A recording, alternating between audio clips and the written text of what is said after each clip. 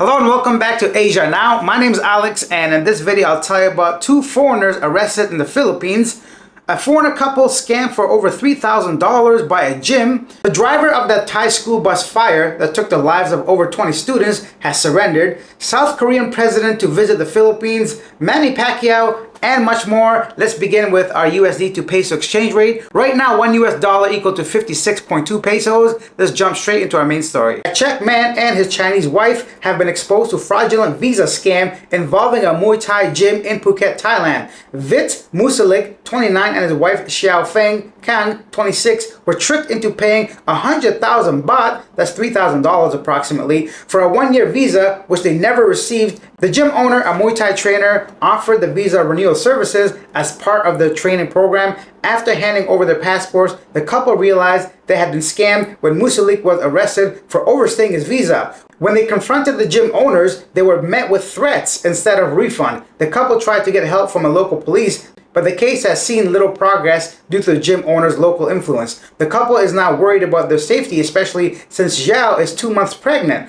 The scam has allegedly affected others as well, with the gym owners continuing to evade legal action. The police have promised to investigate the matter further. Alright, so a couple things about this story. One thing, this is the reason why the Philippines is still a very good place for a lot of expats, travelers, and long-term stayers.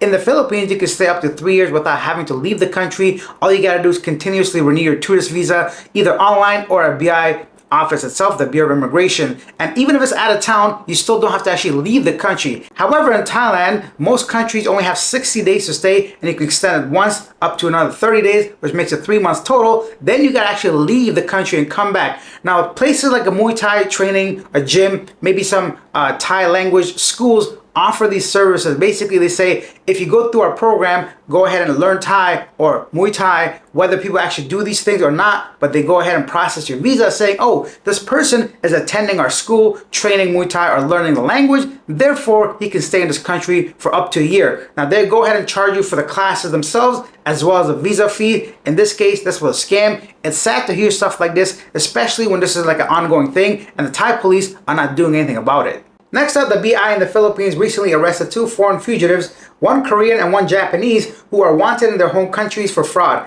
The arrest took place in separate operations in Metro Manila. Hwang Seer-ga-bin, a 34-year-old South Korean, was arrested on September 30th in Makati. He's wanted in South Korea for running a stock investment scam that caused victims to lose over $75,000. He's also the subject of an Interpol Red Notice. Sasaki Yohei, a 36-year-old Japanese national, was arrested on October 1st in Quezon City. He is wanted in Japan for defrauding an elderly person out of more than 3 million yen. Additionally, Yohei is allegedly linked to a Cambodian-based telecom fraud group involved in extortion and fraud. Both men will be deported to their home countries and blacklisted. Wow, I'm glad I didn't say anything about women being arrested because the pictures had me fooled a little bit. But once again, I'm glad the BI arrested these people and they're blacklisted from re-entering the Philippines. And some quick news about the Filipino boxing icon Manny Pacquiao, who leads the list of candidates eligible to be enshrined into the International Boxing Hall of Fame in 2025. Definitely. I don't know much about boxing, but I do know that Pacquiao is an amazing boxer. I've seen some highlights, I've seen some fights, and I'm kind of disheartened that he didn't win against Mayweather. Besides the point, I'm glad that he's on the list of, obviously he's going to make the Hall of Fame. Let's get into our next story. An update on the tragic bus fire in Thailand who took the lives of 23 students and teachers. The driver initially fled but later turned himself in. Investigators suspected a tire or suspension failure may have caused the incident, and further checks on the bus are still ongoing. Prime Minister of Thailand has called for better vehicles maintenance rather than halting school trips. In response, the Transport Ministry has ordered the inspection of over 13,000 CNG-powered buses to prevent future incidences. The families of the victims are seeking justice as the investigation continues.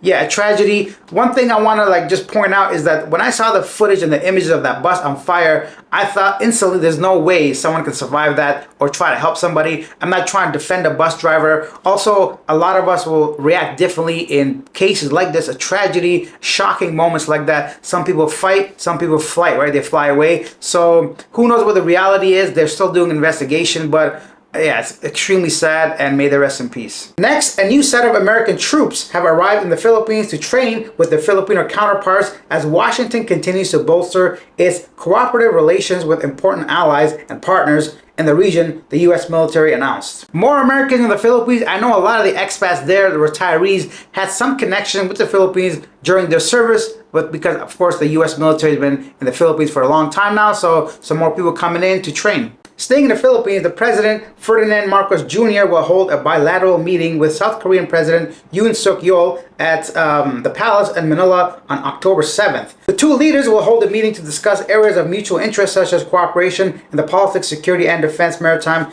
economic and development. Both sides are also expected to exchange views on regional and international issues and reaffirm their vibrant and dynamic relationship between the two countries. Always a good sign when the neighbors come for a visit, so I hope they get some stuff accomplished during these meetings. Next up, the Philippines and two other activists from the Palestinian territories were given the Right Livelihood Award for each having made a profound impact on their communities and the global stage. Let's go back to Thailand. The Thai Ministry of Transport has unveiled a massive 2.68 trillion baht initiative to transform the country's transportation infrastructure. The key focus areas include enhancing rail networks, including the development of high-speed rail links between Bangkok and Nakhon Ratchasima, as well as 3 airport high-speed rail projects connecting Don Mueang, Suvarnabhumi, and Utapao Airport. Upgrading key airports across the country, encouraging environmentally friendly logistics practices to reduce road congestion and greenhouse gas emissions by 45.6 million tons by 2030. Whoa, Thailand doing big things. That's a massive project. Of course, anytime we can go ahead and reduce traffic while saving the environment, I'm all for that. Speaking of Thailand and improving, Thailand's tourism sector has bounced back strongly, welcoming over 26 million international tourists from January 1st to October 1st,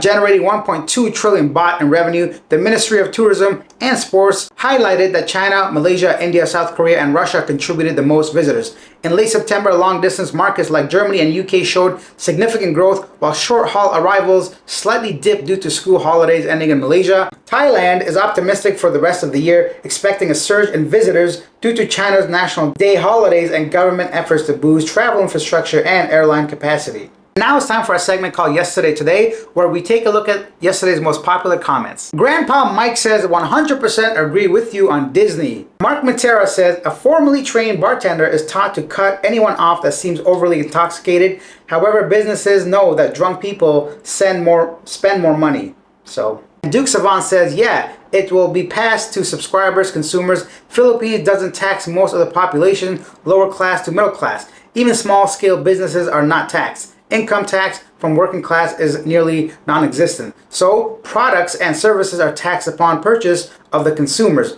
The vast majority are not paying any form of tax. It's like an indirect tax. And that was regarding the Philippines charging 12% tax for any digital service providers, any foreign companies. With that being said, if you guys enjoyed this video, take a second out of your day. If you're new, haven't had a chance to subscribe, hit the subscribe button. It's completely free. It takes a second, but really motivates me. And I'll see you guys. Oh, share your thoughts down below. Of course, hit that like button. I'll see you guys tomorrow. Bye.